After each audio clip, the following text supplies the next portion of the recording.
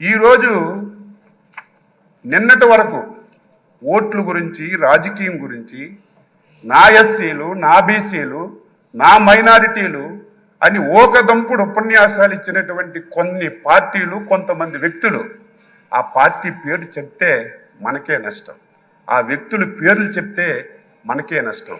అటువంటి పార్టీలు ఒక బలహీన వర్గాలకు చెందిన వ్యక్తిని ఎన్డీఏ ఆ స్థానంలో కూర్చోపెడితే ఈ ఘట్టాన్ని చూడడానికి కూడా ఇష్టం లేనటువంటి పార్టీలు, నాయకులు ఈరోజు రాష్ట్రంలో ఉండడం బాధ కలుగుతుందని ఈ సందర్భంగా తెలియచేస్తున్నారు.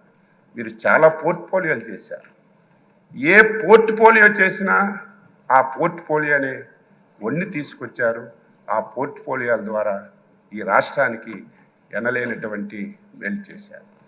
గత శాసనసభ ఇప్పుడే మా అధ్యక్షులు వారు పవన్ కళ్యాణ్ గారు, లోకేష్ బాబు గారు అందరూ చెప్పారు, ఆంధ్రప్రదేశ్ చరిత్రలో 2019-24 శాసనసభ ఒక దుర్మార్గమైనటువంటి సభ. ఆ సభలో నేను కూడా సభ్యుడిగా ఉన్నాను. 23 మంది ఎమ్మెల్యేలు మాట్లాడడానికి అవకాశం లేదు, మా వైపు చూడలేదు.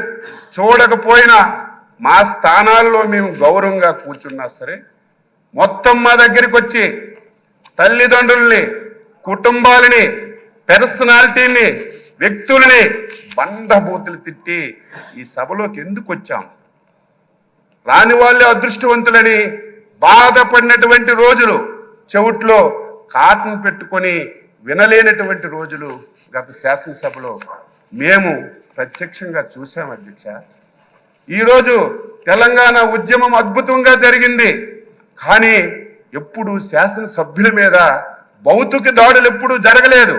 కానీ గత శాసనసభలో ఒక దళిత శాసనసభ్యుడైనటువంటి ప్రస్తుత మా మంత్రి గారైనటువంటి బాల వీరాంజనేయ స్వామిని సభాపతి స్థానం దగ్గరికి వచ్చి ఆయన పైన భౌతికంగా దాడి చేస్తే ఎంత ఆవేదన చెందాం, ఎంత బాధ చెందాం.